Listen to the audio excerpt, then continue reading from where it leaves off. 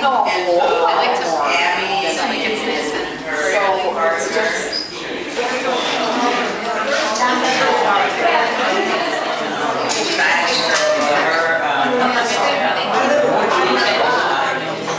Poetry inspired by words art show by the Art Guild in Menomonee Falls. And our poet, Maggie Brooks, is going to read her 6 selections for this year.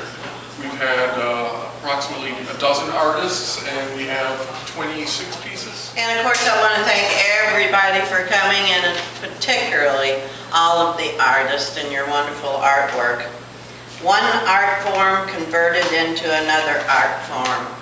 Amazing to me. I'll start out with a wanna be everything. When I was 16, I was a wanna be everything.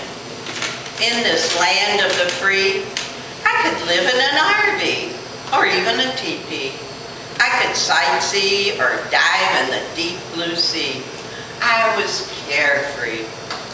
Maybe in the future, a college degree. But for now, I'll water ski or at the jamboree sing slightly off-key.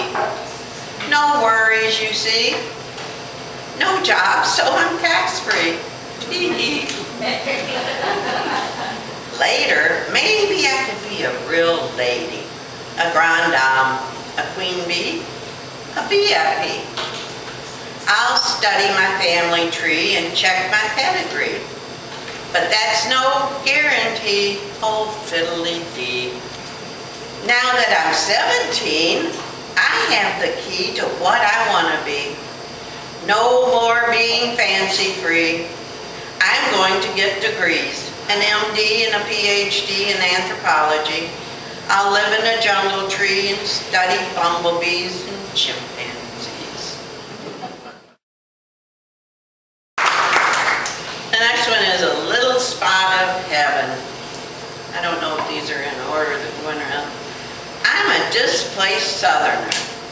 The South lives in my blood and in my bones, but just to be sure, I contacted the Gnome people to see if I still had the Southern gene. They have yet to answer. You see, I've been on hiatus for about 60 years. I'm from another solar system.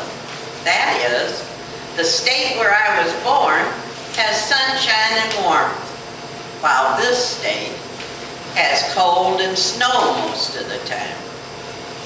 I still wander the land of Kentucky in my dreams, a place where the rain whispers and soft drawls soothe the soul. These wistful memories call me home. They drift in and transport me to the heart of Dixie, where I embrace the South in that little spot of heaven. Flawless holiday.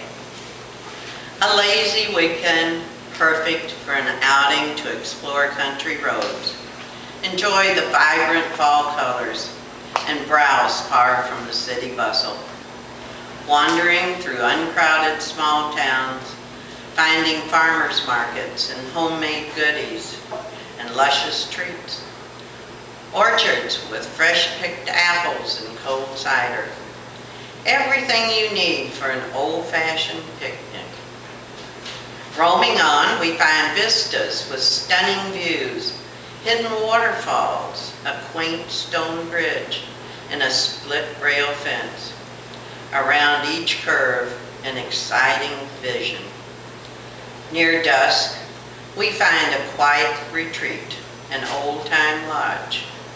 A delicious dinner in the tranquil dining room puts the finishing touch to the end of our flawless holiday.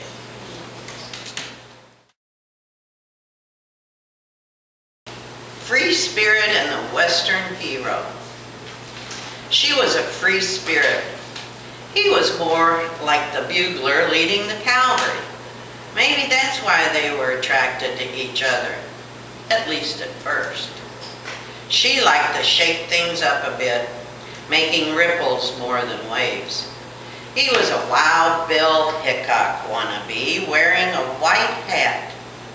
but they were young and in love. She fed on mischief and novelty, not favoring many laws or guidelines. He had to conform, so they parted ways. Years later, she realized every Western has a hero, and every hero has a Calamity Jane. Winter in Wisconsin. The winter doldrums have hit. It's time to cure the blahs and take a week's vacation. Let's see. Should I explore the slopes and ski, snowboard, tube, or snowshoe? I could rent a boat and float down a lazy river, do an extreme plunge, or go ice fishing. Don't know if I'm hardy enough for winter camping, but I could do a river walk, hike, or ice skate. How about winter zip lining, horseback riding through the snow, or a horse-drawn sleigh ride? Well, who am I kidding? Give me the sun and the beach anywhere in the Caribbean that gets me away from this winter in Wisconsin.